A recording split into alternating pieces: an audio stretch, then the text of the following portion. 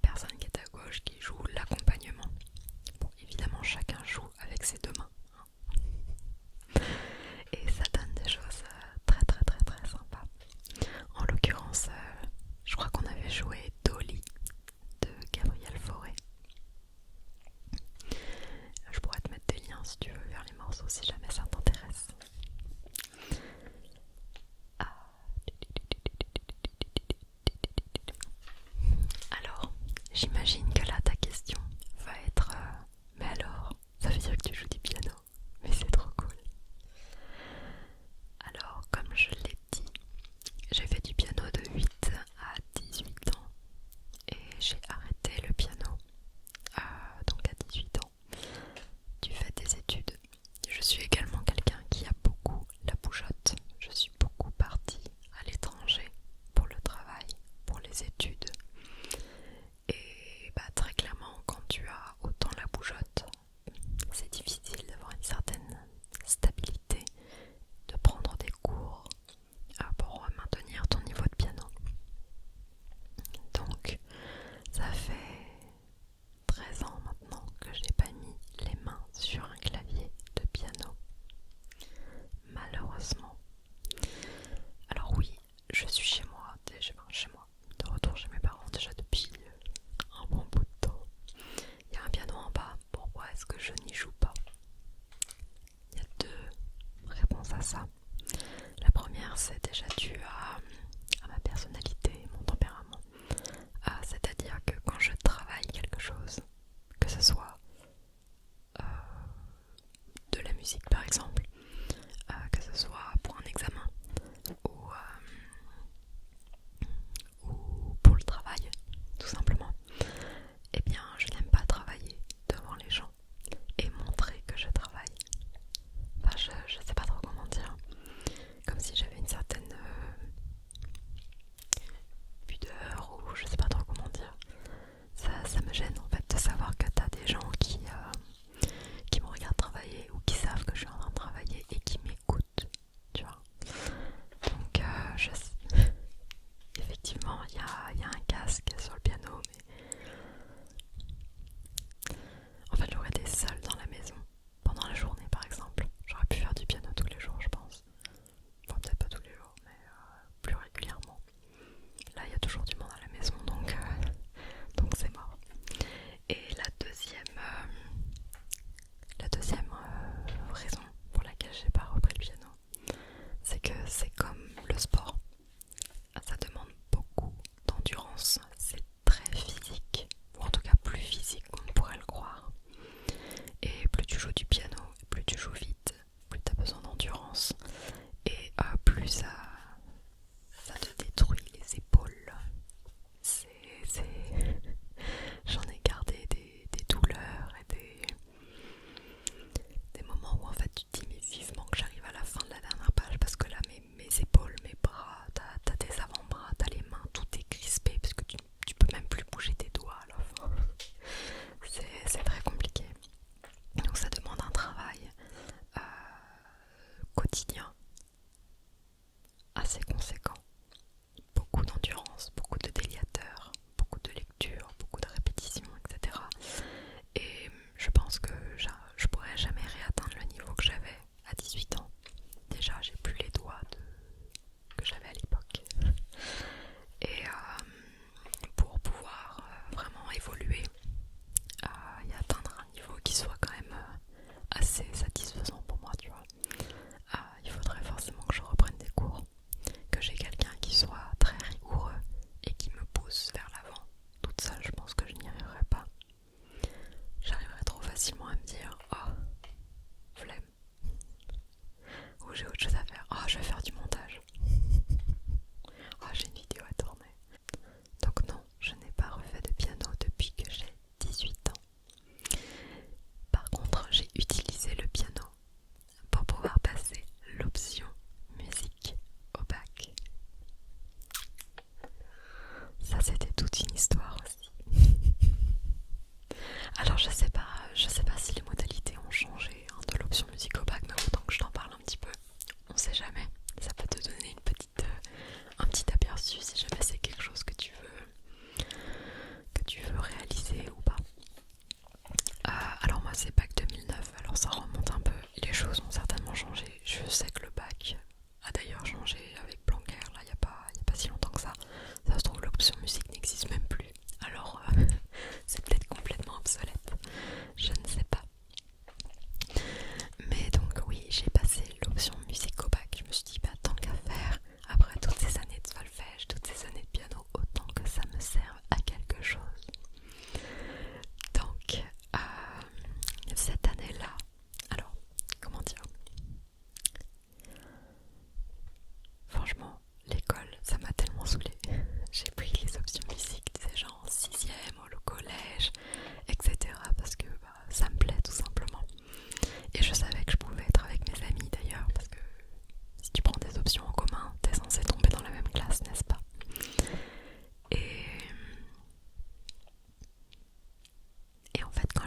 en seconde, ils ont supprimé l'option musique qui était, comment dire, des cours de préparation en fait au bac.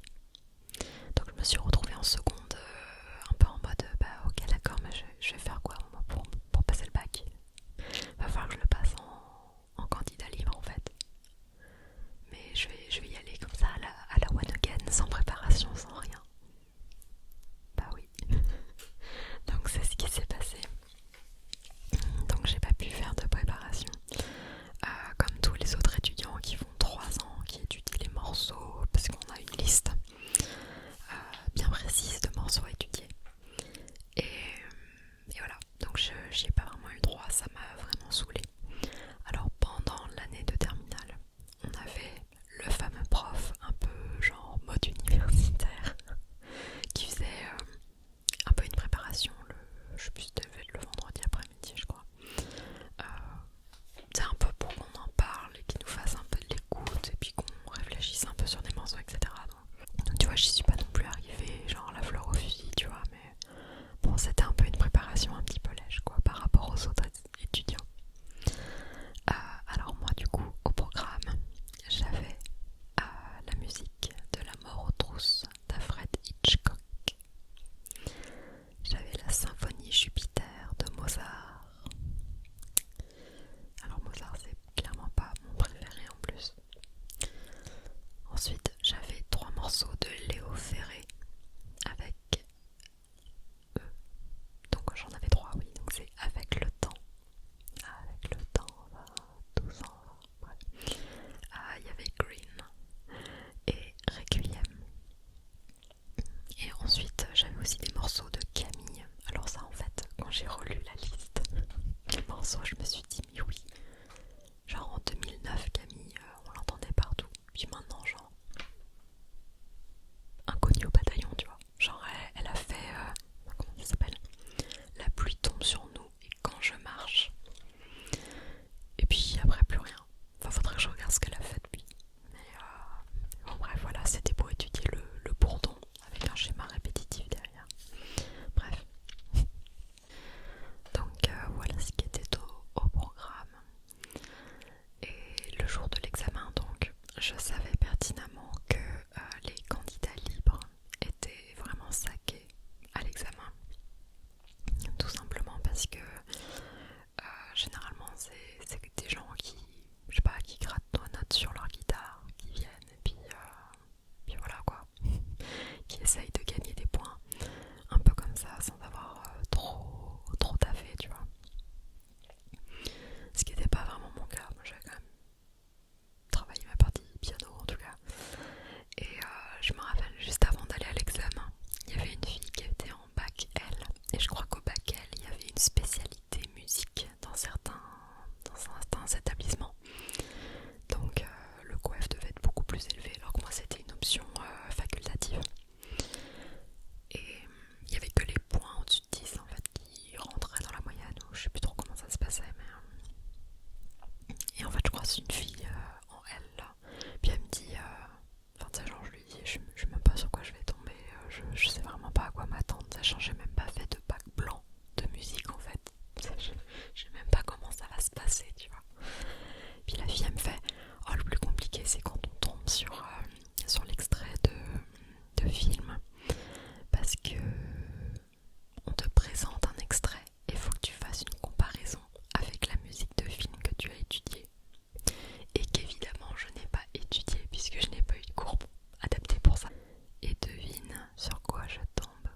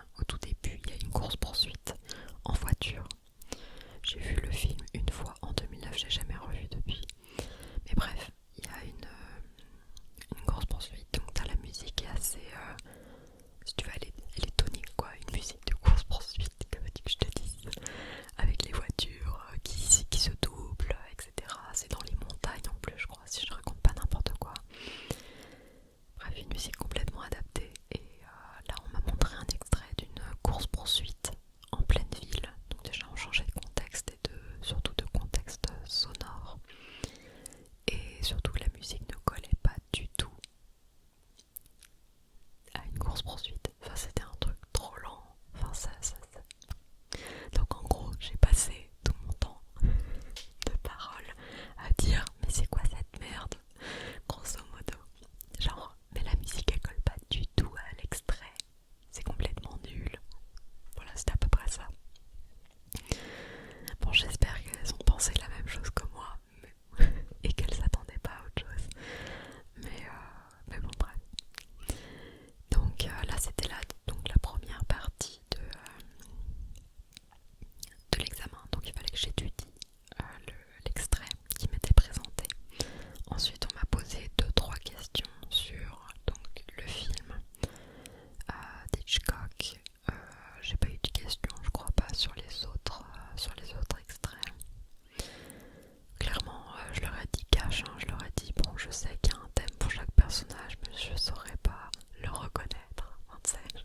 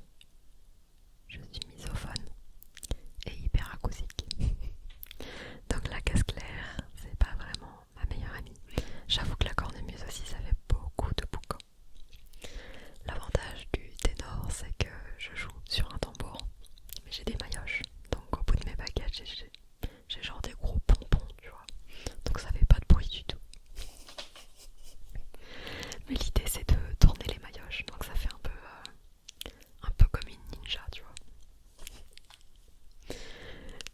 Le truc pas clair du tout, mais c'est pas grave. Donc je suis rentrée dans un premier boy band, j'avais 12 ans.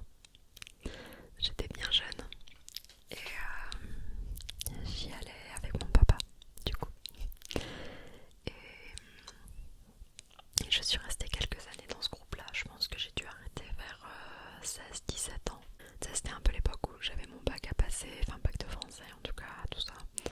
Et ça devenait un peu compliqué, tu sais, j'avais solfège, j'avais piano, j'avais... donc c'est ce boy band qui faisait en fait des prestations. Le but du groupe, c'est de, je sais pas, faire partie de festivals ou de défilés, de carnaval, de soirées écossaises, enfin genre dès qu'il y a le thème Écosse, eh bien on pouvait demander nos services et on venait jouer dans les rues d'une ville ou voilà, enfin, t'en as peut-être déjà vu, je sais pas. Il y en a un peu partout, il y en a même à Paris, il y en a beaucoup en Bretagne aussi. Puis partout en France, je pense qu'on peut en trouver en cherchant bien.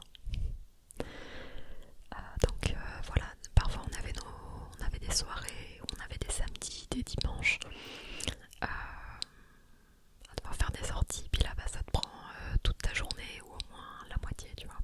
Donc c'est du temps que tu ne passes pas sur tes cours. Et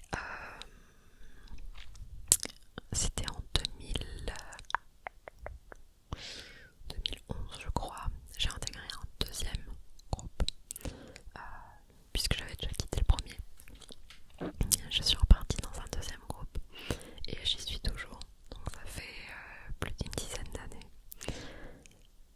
Voilà, voilà. Donc c'est plutôt cool, même si là, bon, j'avoue que le Covid a quand même pas mal malmené les associations. Là c'est un peu difficile de se relever, je vous l'avoue. Tout simplement parce qu'on n'a plus beaucoup de personnes toujours présentes, toujours disponibles, toujours volontaires. On a certaines personnes qui ont quitté la ville. Donc c'est pas évident de se relever. Donc on fera sûrement pas de sortie ou de prestations cette année. Peut-être l'année prochaine, on verra bien. Voilà, voilà. Donc que dire de plus? Je sais pas. Je pense que j'ai déjà pas mal blablaté. Alors on défile, si, quand même un petit truc. On défile habillé en écossais. Donc on a un kilt, on a tout l'attirail de l'écossais. Et on défile, c'est une formation militaire. Donc on est tous en rang et en colonne. Je suis vraiment pas claire, je suis désolée. Mais si tu veux, je peux te faire... si jamais